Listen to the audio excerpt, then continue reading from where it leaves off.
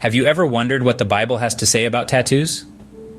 A question that might have crossed your mind as you admire the vibrant ink on skin.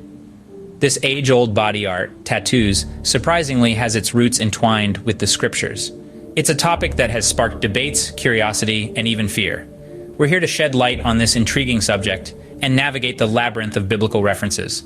So, are you ready to delve into the world of biblical tattoos?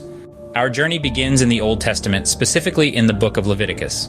Nestled within this ancient text, we find a verse that has sparked countless debates and discussions. Leviticus 19:28 reads, "Do not cut your bodies for the dead or put tattoo marks on yourselves.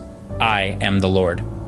At first glance, this verse might seem like a clear-cut condemnation of tattoos, but, as with many aspects of biblical interpretation, context is key. You see, this command was given to the Israelites at a time when they were surrounded by pagan cultures. These cultures often used tattoos and body modifications as part of their religious rituals, especially those connected to death and mourning. The Lord, in His wisdom, wanted to set His people apart, to make them distinct from their neighbors.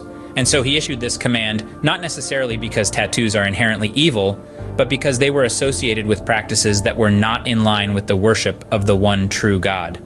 But interpretations of this verse can vary. Some read it as a blanket prohibition against all forms of body modification, while others see it as a specific command given to a specific people at a specific time. And so, the Bible does mention tattoos, but the interpretation of its message can be subject to debate. Now, let's turn the pages forward to the New Testament. As we delve deeper, we find that tattoos aren't explicitly mentioned here. However, the principles echoed within, like the concept of our bodies as temples, can be interpreted and applied to the discourse on tattoos. These interpretations, though, are as diverse as the individuals who hold them. They range from strict prohibition to lenient acceptance, forming a spectrum of beliefs. Thus, the New Testament leaves us with silence, and silence, as they say, can be deafening. So, what have we learned about tattoos in the Bible? We discovered the explicit mention of tattoos in Leviticus, a book from the Old Testament, and the intriguing silence on the topic in the New Testament.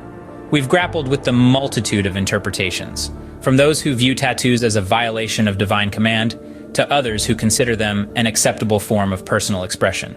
Ultimately, the Bible's stance on tattoos is a matter of personal interpretation and belief. And with that, we conclude our journey through the world of biblical tattoos.